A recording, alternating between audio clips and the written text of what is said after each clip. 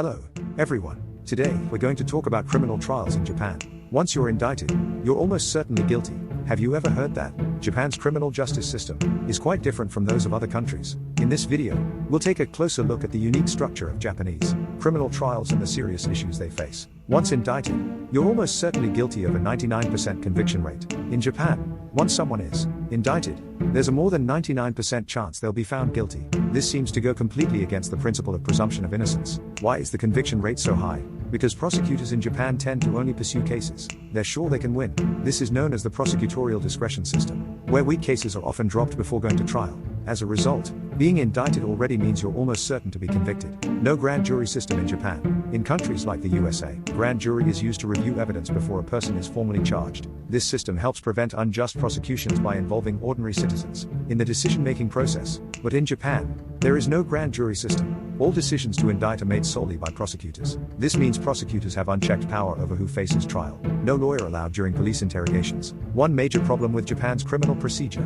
is that lawyers are not allowed to be present during interrogations. In many other countries, suspects have the right to have a lawyer present during questioning. But in Japan, interrogations are conducted in private, without legal protection. This creates a high risk of coerced confessions and manipulation, fabricated evidence and coerced confessions by police and prosecutors. In Japan, there have been numerous cases where police or prosecutors fabricated evidence or conducted unlawful interrogations. Take the Hakamada case for example. The suspect was convicted and spent decades on death row before evidence fabrication was suspected, leading to a retrial.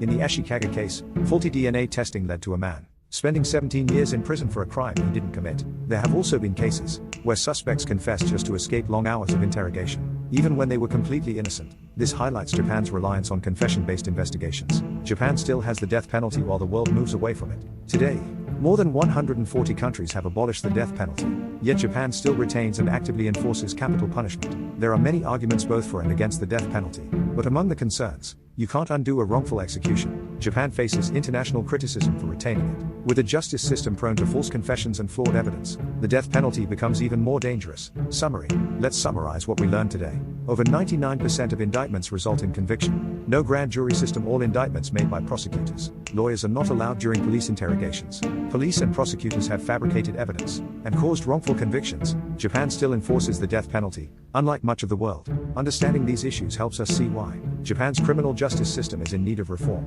Ending. On this channel, we'll continue to explore topics related to Japanese law and social issues. If you found this video helpful, please like, subscribe, and hit the notification bell.